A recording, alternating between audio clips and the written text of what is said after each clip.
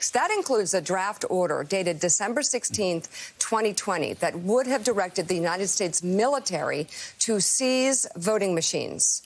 The draft included conspiracy theories about election fraud in Michigan and Georgia, as well as, quote, international and foreign interference. The order would have appointed a special counsel to oversee the operation and would have given the Secretary of Defense 60 days to write up an assessment. As Politico notes, this suggests Trump would have used his big lie to stay in power until at least mid-February. Joe, this information is really beginning to pile up.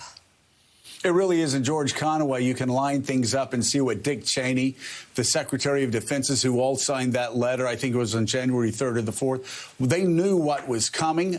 Talk about the gravity, the impact of this finding. I mean, this document is just the most insane thing you're ever going to see. And I don't even think there are words to describe how crazy it is.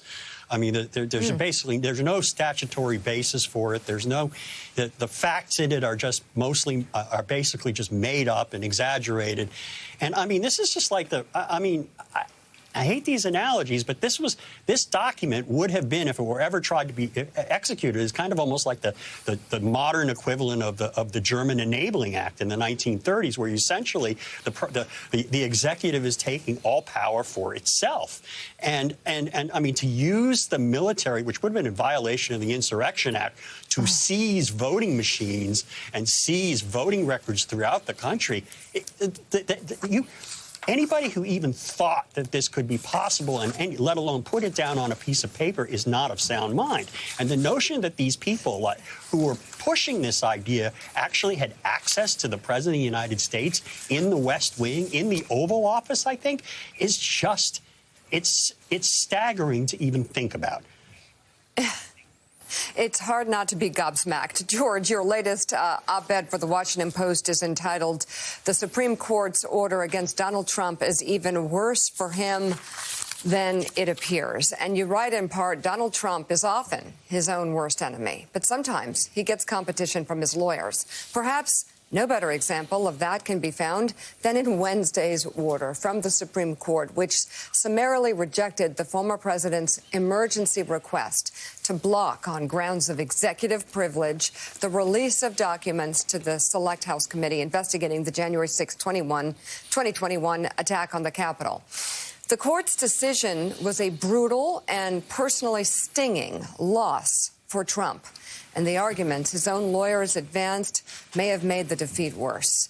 The justices relied solely on reasoning that Trump's claims were so paltry, his privilege arguments so weak, that Trump would have lost even were he still in office. The result was an even more devastating rejection of Trump's privilege claim. In effect, an unambiguous blanket holding by the Supreme Court that the presidents who incite insurrections in office don't get to invoke executive privilege. Good work, Team Trump. A grateful country salutes you. I mean, they were their own worst enemy, Joe. It's as if they laid it out for everybody to really be able to pick through and make the claim against the president. Yeah, and time again, his lawyers were his own worst enemies. But, George, it looks like we have a pretty good precedent against this for a presidential overreach in the years to come. You read Kavanaugh's explanation of the opinion saying, hey, it doesn't matter whether Donald Trump is a current president or a former president. He didn't have claims of executive privilege anyway. And any discussion by the lower courts about his status as a former president is just dicta. That actually makes this case even a bigger loss against Donald Trump. Absolutely. I mean, it was one of those things like when they told Nixon how, Nixon against the United States came out in 1974. They told him, Mr. President, there's no air in it. And there was no air in this for the former president, because sometimes the courts will say, well, if you come back and you prove this, then it might be different. And, if it might.